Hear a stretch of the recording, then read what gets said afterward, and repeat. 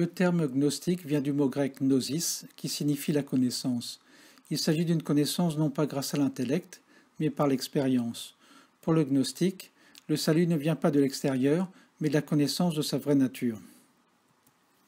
En effet, selon cette approche, nous possédons tous une étincelle divine qui est une porte d'entrée vers le tout. Ainsi, c'est en se rencontrant soi-même que l'on peut rencontrer le divin. Pas besoin d'intermédiaire sur cette voie. Le gnosticisme est une branche du christianisme qui est née au 1er siècle. C'est une compréhension alternative du message de Jésus. On ne la connaissait qu'à travers les textes de ses détracteurs, comme l'évêque Irénée de Lyon, ici représenté.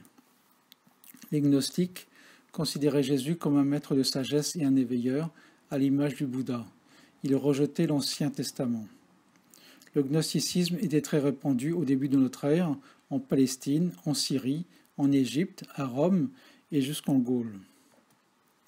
Les pères de l'Église, comme Hippolyte de Rome, ici à l'image, s'étonnaient de la place importante accordée à la femme chez les gnostiques et de la liberté des mœurs chez ceux-ci. Cette supposée hérésie a été éradiquée au IVe siècle par les autorités romaines et ecclésiastiques. Le fait que le christianisme soit devenu la religion officielle de l'Empire romain, suite à la conversion de l'empereur Constantin en 312, a porté un coup fatal à la diversité religieuse. Ainsi, de plusieurs dizaines d'évangiles en circulation, il n'en resta plus que 4. Les femmes jouaient un rôle de second plan dans le catholicisme primitif qui était appelé la Grande Église. Le futur Saint-Pierre est d'ailleurs décrit comme un misogyne dans des textes gnostiques et ses manuscrits montrent une certaine tension entre lui et Marie-Madeleine. On atteint le comble de la misogynie avec saint Paul qui a écrit dans sa première lettre aux Corinthiens que les femmes se taisent dans les assemblées car il ne leur est pas permis de prendre la parole, qu'elles se tiennent dans la soumission comme le dit la loi. Si jamais elles veulent s'instruire sur quelques points, qu'elles interrogent leur mari à la maison, car il est déplacé pour une femme de parler dans une assemblée. Dans sa lettre aux Éphésiens, il ajoute que les femmes soient soumises à leur mari comme au Seigneur. Je vous rassure, rien de tout ça chez les gnostiques. La gnose chrétienne est revenue à la lumière en 1945. Cette année-là, à la recherche d'engrais naturels près de Nag Hammadi, dans le sud de l'Égypte, Mohamed Ali Saman, que nous voyons ici, déterra une jarre scellée par du goudron. À l'intérieur, le paysan découvrit 13 codices, les livres de l'époque, contenant 52 manuscrits d'une bibliothèque gnostique, dont plusieurs évangiles jusque-là inconnus, et une copie de la République de Platon. Je vous encourage à regarder ma vidéo sur la redécouverte de Nag Hammadi pour plus de détails. Parmi ces textes se trouvait le fameux évangile selon Thomas, dans lequel Jésus précise « Si ceux qui vous guident vous disent que le royaume de Dieu est dans les cieux, alors les oiseaux vous devanceront. Mais en réalité, le royaume est au-dedans de vous. » L'évangile selon Thomas est un texte majeur de la spiritualité universelle. Il contient 114 paroles ou logia attribuées à Jésus. Il s'agit probablement du premier recueil de paroles du Nazaréen existant. Je vous renvoie à la lecture de mon livre dans lequel j'en propose une présentation complète, un commentaire des logias et la description de l'itinéraire spirituel en 7 étapes qu'il propose. L'évangile selon Thomas met en avant 2 femmes, Marie-Madeleine et Salomé. Elles apparaissent comme 2 initiées avec qui Jésus partage ses secrets. Salomé y est présentée explicitement comme une disciple du Nazaréen.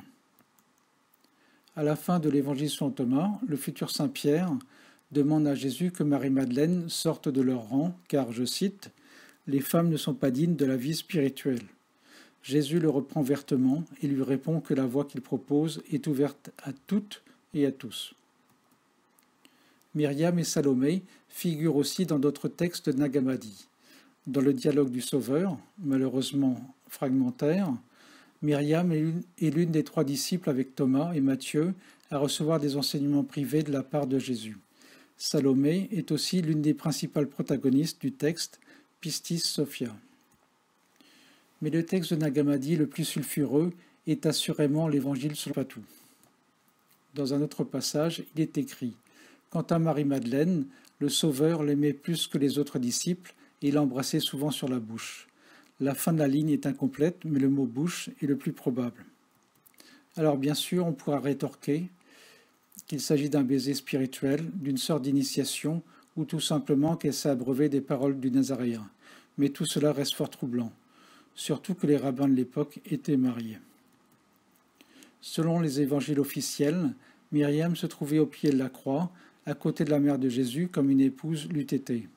De plus, elle a été la première à voir le Christ ressuscité, ce qui prouve qu'elle n'était pas une disciple comme les autres. L'image de Marie-Madeleine en tant que compagne du Nazaréen a été gommée par les évangélistes canoniques pour des enjeux de pouvoir, cette dernière, ainsi que Thomas, étant une figure de proue des proto-gnostiques. À la place, on lui a fait jouer un rôle de possédée et de prostituée. Autre élément, allant dans le sens de Marie-Madeleine comme étant l'apôtre des apôtres, un évangile qui lui est attribué a été retrouvé en Égypte en 1896. Il est malheureusement en très mauvais état. Cet écrit date probablement du IIe siècle. Dans cet évangile, le Nazaréen transmet d'abord ouvertement son enseignement à ses disciples, puis secrètement à Marie-Madeleine au travers d'une vision intérieure. Ceci provoqua la colère de Pierre, qui refusa de croire que Jésus ait pu enseigner à une gnostique. N'hésitez pas à mettre en avant des femmes comme Marie-Madeleine ou Marie-Salomé, contrairement à la Grande Église. Mais malheureusement, au IVe siècle, l'obscurantisme religieux a pris le dessus. L'enseignement gnostique se transmettait en général par des maîtres à l'image de celui des philosophes grecs. Et l'on sait, d'après les textes retrouvés à Nag Hammadi, que les gnostiques se réunissaient pour des initiations et des cérémonies. Les officiants étaient tirés au sort. À la grande surprise du théologien Tertullien, mort en 220 et qui appartenait à la Grande Église, chez ces hérétiques, entre guillemets, les femmes partageaient avec les hommes des emplois d'autorité, elles enseignaient, guérissaient, exorcisaient, et elles se mêlaient même aux discussions. Mes autres vidéos, en particulier celles sur les gnostiques au fil des siècles, qui mettent en avant d'autres figures féminines de la gnose. Si cette vidéo vous a plu, n'hésitez pas à vous abonner à ma chaîne et à laisser un commentaire. Merci et à bientôt.